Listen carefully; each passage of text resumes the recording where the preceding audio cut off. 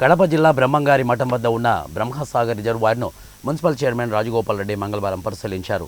అనంతరం ఆయన విలేకరులతో మాట్లాడుతూ ఇప్పటికే బ్రహ్మంసాగర్ రిజర్వాయర్లో నీటి మట్టం డెడ్ స్టోరేజ్కి వెళ్లిపోయింది అన్నారు. అయితే దిగువన ఉన్న నీటిని అదనపు మోటార్ల ద్వారా తీసుకొని వచ్చి అక్కడి నుంచి రెగ్యులర్ మోటార్ల సహాయంతో బద్వేలుకి మంచినీటి సరఫరా చేసేందుకు ప్రయత్నాలు జరుగుతున్నాయి అన్నారు. ఇక ప్రధానంగా వర్షాభావం వల్ల ఈ పరిస్థితి ఏర్పడిందని అన్నారు. అదేవిధంగా బద్వేలు మున్సిపాలిటీ పరిధిలో ఎవరు కూడా నీటిని నిరుపయోగంగా వదలకుండా జాగ్రత్తలు వహించాలని మున్సిపాలిటీ ప్రజలకు తెలిపారు. ఇక మున్సిపాలిటీ పరిధిలో ఎక్కడైనా నీరు నిరుపయోగం అవుతుంటే వెంటనే మున్సిపాలిటీ కార్యాలయంలో తెలిపి మంచినీటి సమస్య పరిష్కారం కోసం సహకరించాలని వారు అన్నారు.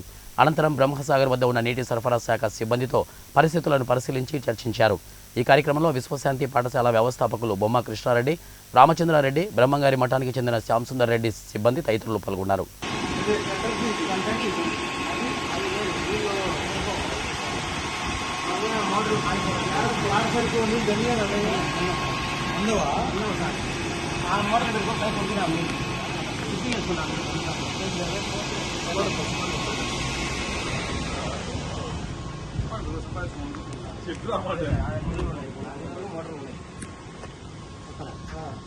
దీంట్లో కొట్టుకొని దీంట్లో కొట్టుకోవాలి.